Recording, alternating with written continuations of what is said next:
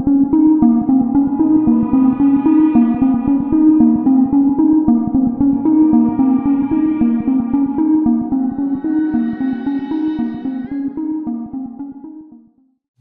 the shadowy halls of ancient tombs where the dead sleep, there lies a book. An ancient manuscript filled with dark magic and forbidden knowledge. Welcome to Eerie Escape, where we lead you into the mysterious and the macabre. I'm Makala. And I'm Michelle. Tonight, we're exploring one of the most chilling relics of human history, the Book of the Dead. A guide for the souls who dared to face the terrors of the Egyptian underworld. But not every soul made it out. Many believed that this book held the keys to eternal life, but others feared it summoned ancient curses that could trap the living and the dead forever. Ooh, spooky. The story of the Book of the Dead begins more than 3,500 years ago. In the same time of pharaohs and pyramids, this wasn't a book for bedtime reading. No. This was a manual for the dead, buried with the bodies of those who sought passage through a world filled with spirits, demons, and dark gods. But even earlier, there were the pyramid texts, scrawled on the cold walls of royal tombs, and even the coffin text etched into the boxes where the dead lay, waiting to awaken. These writings were the whispers of people obsessed with death and what lay beyond it. Oh, that's just like, even just thinking about it is just, you see so many movies and stuff about the Book of the Dead, and nobody like really knows like the true origin of it. So that's what makes just it there. Yeah. So when you like deep dive into it, it just makes it so much more spine tingling. And that obsession took form in spells, hundreds of them, hidden in scrolls, papyrus, and hieroglyphics. Each spell was meant to protect the soul from the perils lurking in the afterlife. But the Book of the Dead, that was something more. It was a guide, a map for the journey through darkness. So imagine for a moment standing on the edge of the afterlife. The air is thick, heavy with dread. The gods are watching, silent, waiting. Before you is a path that winds through endless black. The Book of the Dead in your hands is your only lifeline. But they say this path is not a quiet one. Along the way, twisted creatures guard every gate. Shadowy forms with the heads of beasts and the bodies of men. Pools of fire bubble beneath your feet, and the cries of the damned fill the air. Each wrong step could doom your soul to eternal torment. And when you reach the final test, you find yourself in the Hall of Judgment, standing before the god Osiris. In front of you is the scales of truth, where your heart will be weighed against the feather of Mayet. Can you feel the fear? Every secret sin, every unspoken lie, now exposed for the gods to see. Oh, just imagine you die and then you just have to say everything. Weigh out everything before your fate can be determined. Can you imagine just standing there and that's it? Like, there's nothing you can do to change it. You can't go anywhere. You're just stuck. Yeah. That's so creepy. So if your heart is heavier, and if you lived in corruption or deceit, there is no mercy. The creature Amet, part lion, part crocodile, waits with bated breath. If the scales tip against you, Amet will devour your soul. Nothing is left, no afterlife, just oblivion.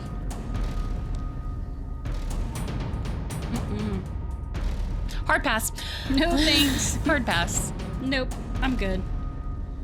So, to avoid such a fate, the ancient Egyptians would bury the dead with spells to protect their souls from the horrors of the underworld. Spell 125 is perhaps the most feared and revered.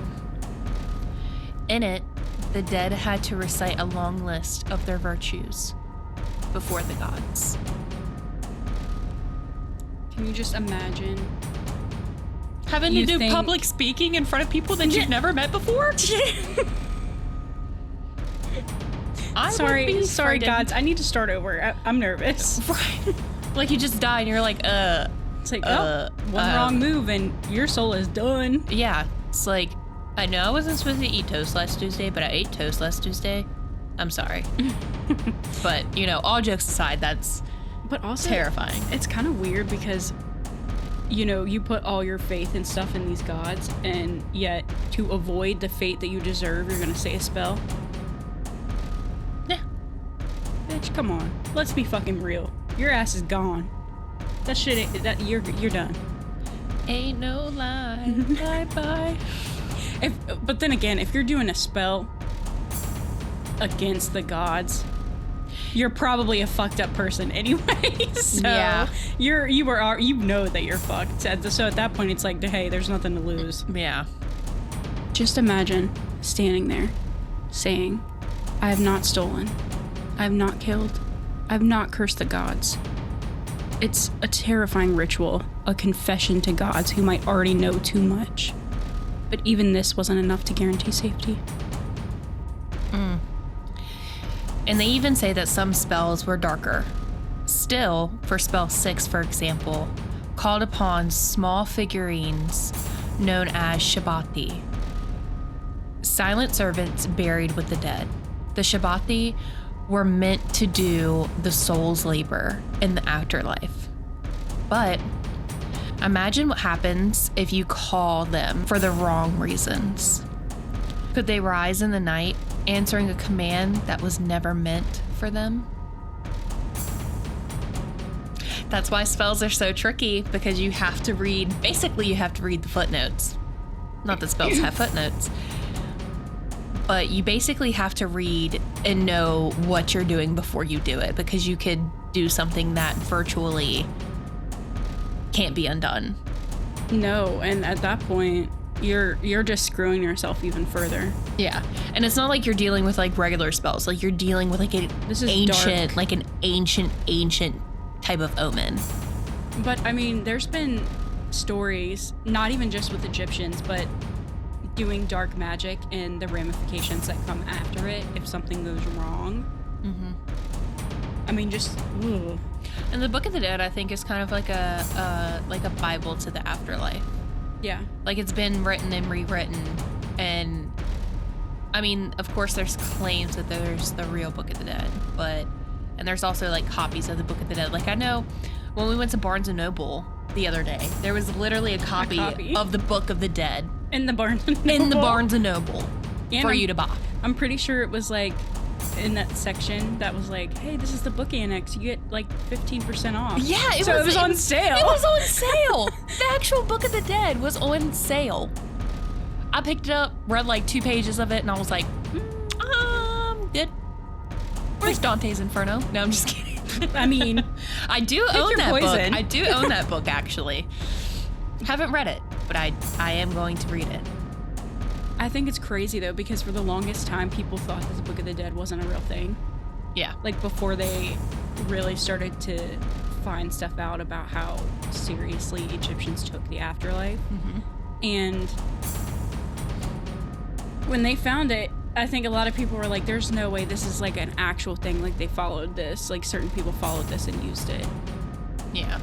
And then when they started finding them scrolls...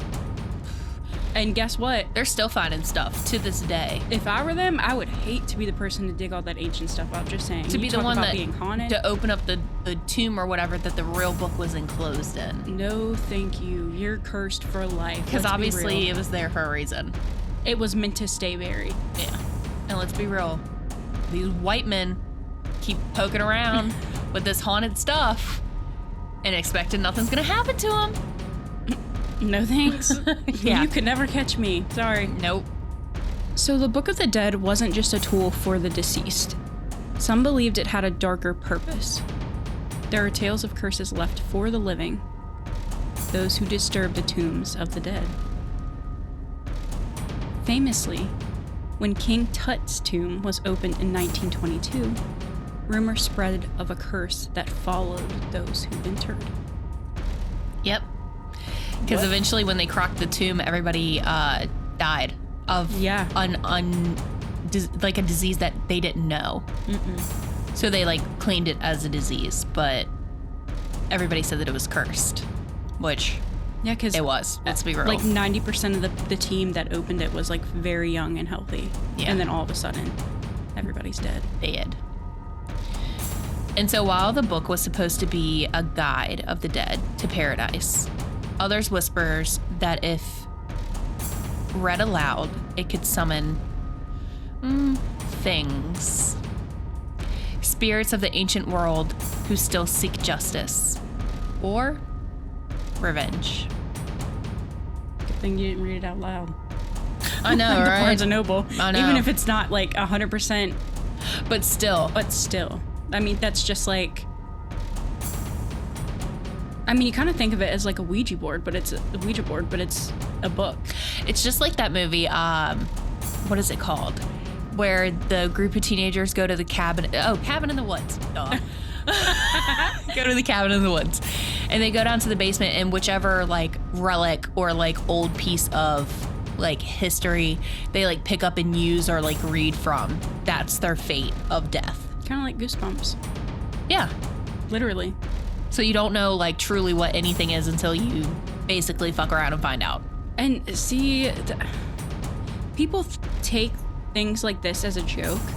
They're like, oh, it's magic. Those are the ones that fuck around and find out. They are every time. And it's like, okay, or it might not manifest itself as like a demon coming to drag you to hell or anything like that, but you come into contact with these things. And can mess you up in different ways. Yep.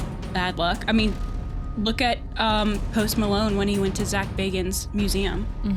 And they opened the Dybbuk box and looked at the Dybbuk box. Yep. He almost died like 3 times the week after. Yeah. And that's real. Like, and people opening those Dybbuk boxes, and you can just see the smoke like go into the people, and then like weird stuff happen at their like apartments and houses. You wouldn't catch me buying one off of eBay for $29.99 plus $5 of shipping and handling. No, thank you. Nope. Because even if they are a joke, like let's say somebody made a pretend one and then claimed it to be haunted to get money. You don't know. You still don't know. You're fucking around and finding out, okay? Yeah, no. Just like the dark web. No. That song that's like, no. That's me. I'm no. Big no. Hell to the no. Yeah. But maybe it's just superstition. Or maybe the spells still have power, lying in wait, just as the mummies sleep in their tombs. Dun, dun, dun. You wouldn't catch me going near a pyramid. I mean, I'll go near one, but I won't go in one. It's also kind of like, I don't think people, like, I get it, they're trying to learn, you know, what happened, what was going on back then, how they preserved people, like, whatever. But just think about you yourself passing away, being buried, and your thought is to stay buried. And they go through, the Egyptians went through a lot to keep things hidden. Right.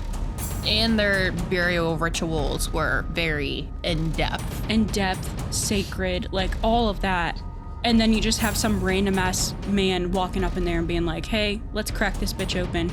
I want to see a dead body. I want to make money.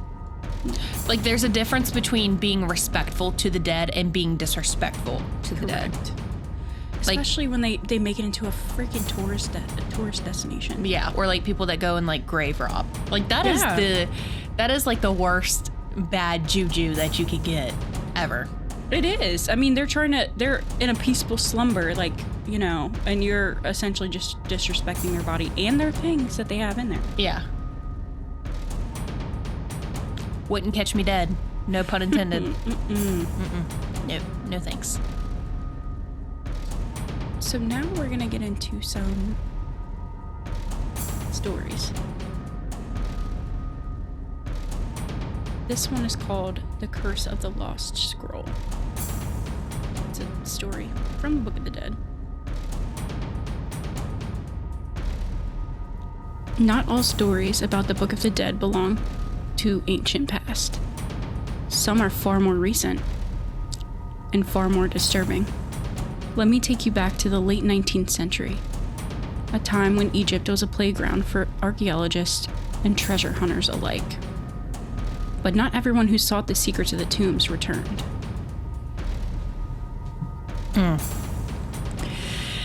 So this is the story about Dr. Henry Caldwell, an archaeologist obsessed with finding the most complete version of the Book of the Dead ever discovered. In 1897, Caldwell led an expedition deep into the Valley of the Kings. His team had uncovered a sealed tomb that had remained untouched for thousands of years, and its contents preserved in near perfect condition. Inside, they found treasures beyond their wildest imaginations. Golden statues, jewelry encrusted with precious stones, and in the hands of a mummified priest, a scroll wrapped in ancient linens. But this just wasn't any scroll. Caldwell knew it the moment he touched it. It was a pristine, unbroken copy of the Book of the Dead, one that he believed contained spells that no living soul had ever seen. He couldn't resist, ignoring the warnings of the locals who spoke in hushed tones about the curse of the forgotten. Caldwell took the scroll back to his tent, determined to be the first to translate it. Dumbass. We're gonna find out. That night, under the pale light of a lantern, Caldwell unrolled the scroll. His colleagues heard him muttering as he read the ancient hieroglyphs aloud. Words of power meant only for the dead. But as the night grew darker, strange things began to happen. The wind outside picked up, howling through the camp like a tortured soul. The air inside his tent grew thick, oppressive. Then came the smell. A terrible rotting stench filled the tent, as if something long dead had crawled up from the ground. Caldwell's assistant went to check on him, but when he entered the tent, Caldwell was nowhere to be found. The only thing that was left behind was the scroll, lying on the floor, still unfurled. For days, the expedition searched for Caldwell. They scoured the desert, combed through every corner of the tomb, but it was as if he had vanished into thin air. Finally, they called off the search, believing he had simply wandered off, delirious from the heat. But just 3 nights later, he returns. Or something that looked like him did. Caldwell stumbled back into camp, his clothes tattered, his face pale and sunken. But his eyes were empty, like twin black voids. He wasn't the same man. He wouldn't speak, wouldn't even look at his colleagues. He just sat by the fire, staring into the flames. And then the deaths began. One by one, the members of Caldwell's team started to die under mysterious circumstances. His assistant was the first, found dead in his tent, his heart having stopped as if from sheer terror. Then one of the diggers collapsed after seeing something in the shadows of the tomb, his face frozen in a mask of fear. Every death was worse than the last. Some claim they heard whispers at night, voices that didn't belong to the living. Others swore they saw Caldwell speaking to the shadows that weren't there. And all the while, that cursed scroll sat untouched in the corner of his tent. It was a scroll. The locals knew it. Caldwell had read the forbidden words aloud, calling forth the spirits of the ancient dead. He had unleashed a curse that no living person could stop.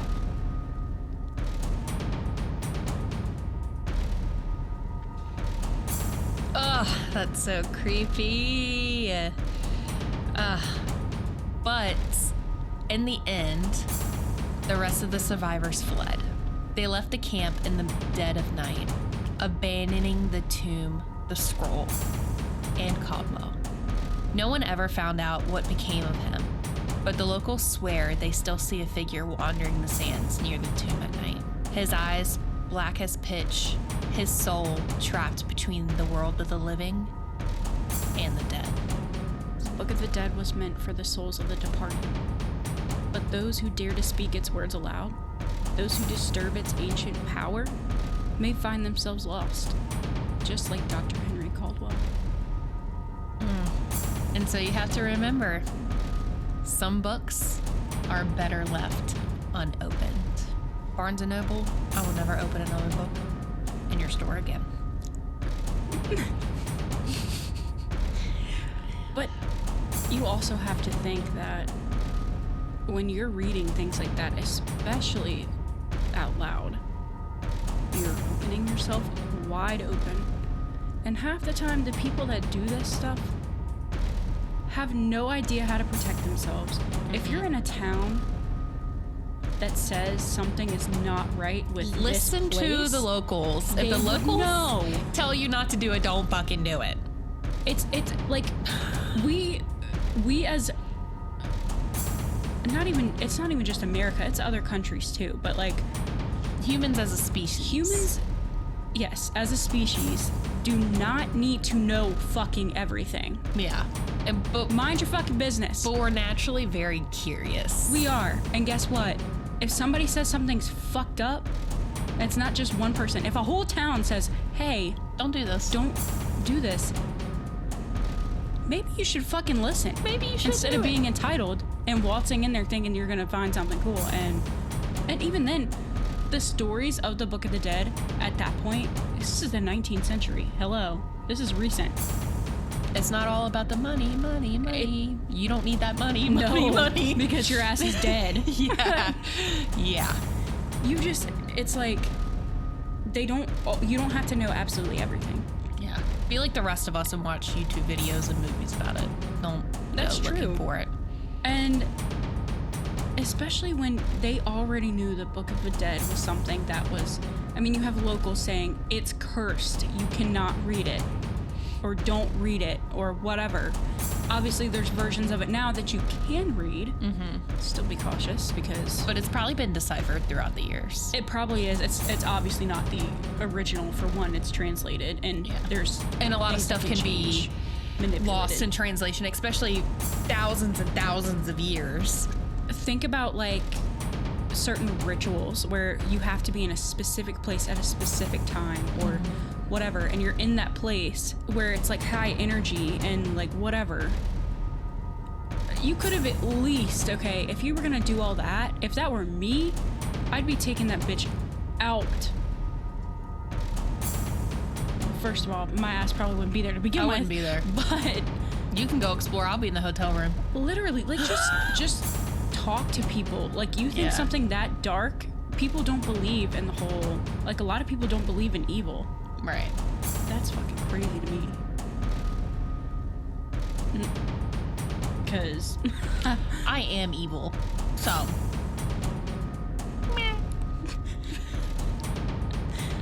But, So we've wandered through the dark halls of ancient tombs, unlocked the mysteries of the Book of the Dead, and faced the terror of its forgotten spells. But some mysteries, some curses, they're not meant to be uncovered. Yep. So that's maybe why the scroll was sealed for thousands of years. Maybe the ancient Egyptians knew something we've forgotten. That the dead should never be disturbed. That their secrets are not for us. Some things are just better left unsaid, untouched, unread. Just leave it alone. Just leave it alone. If it took them that long to get into a tomb, that just means that the people who built it knew that something was going on, to not touch it, to try to make it inaccessible for the future, for future people to get into it. It's sad at the fact that they have to do things like that to keep people out. It's disrespectful. And even then, doesn't keep people out. No, and that's why they have to do shit like that. But here's the thing. These spells, these words written for the afterlife, they're still here. Yeah. They're waiting. What if the dead are still watching? What if they're listening?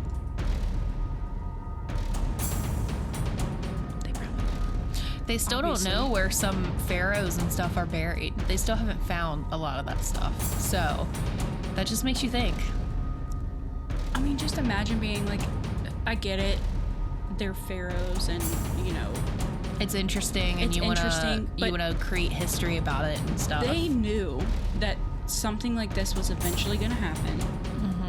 Like, how would you like your tomb to be disturbed and then your body put on display at a museum for people to come look at? Yeah, for you to be basically be Tormented, desecrated, tormented the rest of your... mocked.